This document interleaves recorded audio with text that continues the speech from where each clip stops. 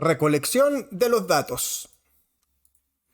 El levantamiento de datos se refiere al proceso de recolección de datos sobre los atributos, conceptos o variables de las unidades de muestreo o análisis, o casos, participantes, grupos, fenómenos, procesos, organizaciones, etc. Los datos primarios son aquellos generados por primera vez por el investigador, por ejemplo, datos de un experimento o de una encuesta. Los datos secundarios son datos que ya existen y que han sido recolectados por terceros, por ejemplo, datos del Banco Central o del INE. Los datos se deben codificar, lo que significa asignar a los datos un valor numérico o símbolo que los represente, ya que es necesario para analizarlos cuantitativamente.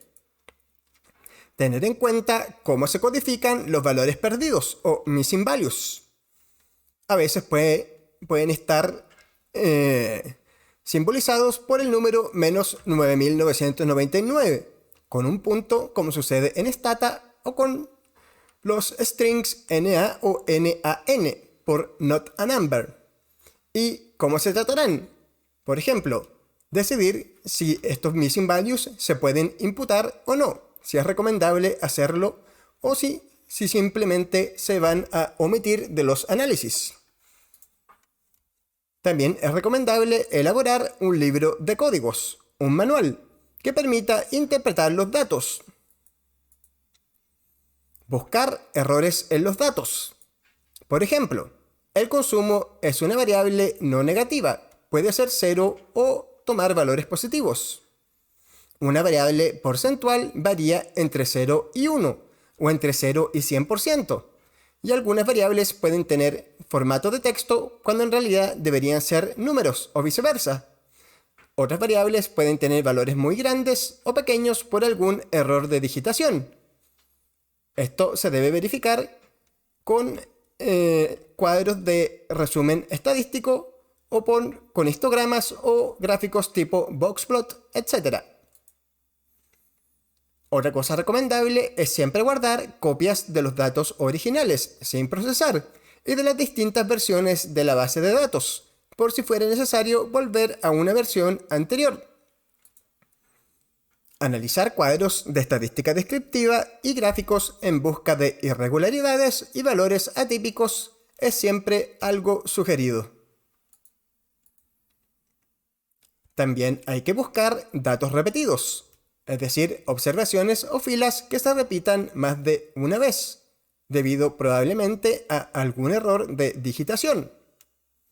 A veces es útil transformar los datos, tomar logaritmos, normalizar, crear categorías o variables dummy, crear índices, extraer componentes principales, cambiar la escala de medición de las variables, etc. Hay que verificar formatos que varíen según su origen. Por ejemplo, el formato de las fechas, o el uso de comas y puntos como separador de miles y porcentajes. Y además, los datos redondeados, ya que al redondear se pierde precisión. Si es que es posible, debemos importar los datos con todos sus decimales. Análisis de los datos. ¿Cómo se analizan los datos? Una vez que los datos están preparados, se procede a analizarlos. En primer lugar, se debe elegir un software. En economía, típicamente se usa Stata. Otros programas populares son MATLAB, EBIUS y SPSS. También hay algunos software de código abierto crecientemente populares, como R y Python. Estadística descriptiva. En primer lugar, describir los datos, es decir, analizar estadísticos descriptivos.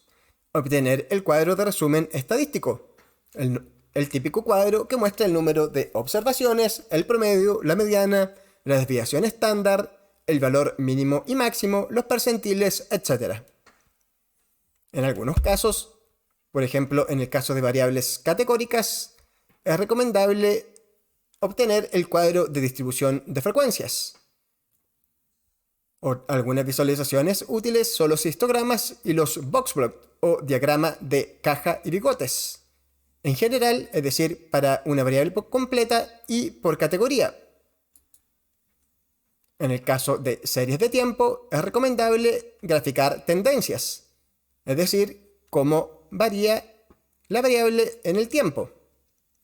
Además, es siempre útil analizar la matriz de correlaciones o covarianzas para ver el sentido de la relación entre distintas variables. Estas correlaciones o covarianzas también las podemos ver en los gráficos de dispersión o scatterplot. Econometría. A continuación se realizan los análisis más complejos, típicamente basados en regresiones de diverso tipo. Este análisis parte estableciendo las hipótesis nulas y determinando la metodología a utilizar y sus supuestos. Se verifica que los supuestos subyacentes se cumplan. Luego se realizan las pruebas de hipótesis que nos permiten aceptar o rechazar las hipótesis de investigación. A continuación, se analiza la robustez de los resultados usando estimadores y pruebas de hipótesis alternativas, distintas variables dependientes, de interés o de control, diversas muestras, etc.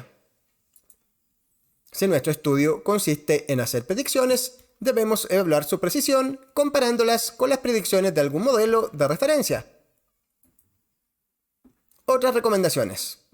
Documentar bien cómo, por qué o para qué se obtuvo cada variable. Guardar los códigos que se usaron para generar los datos con las explicaciones necesarias para interpretarlo.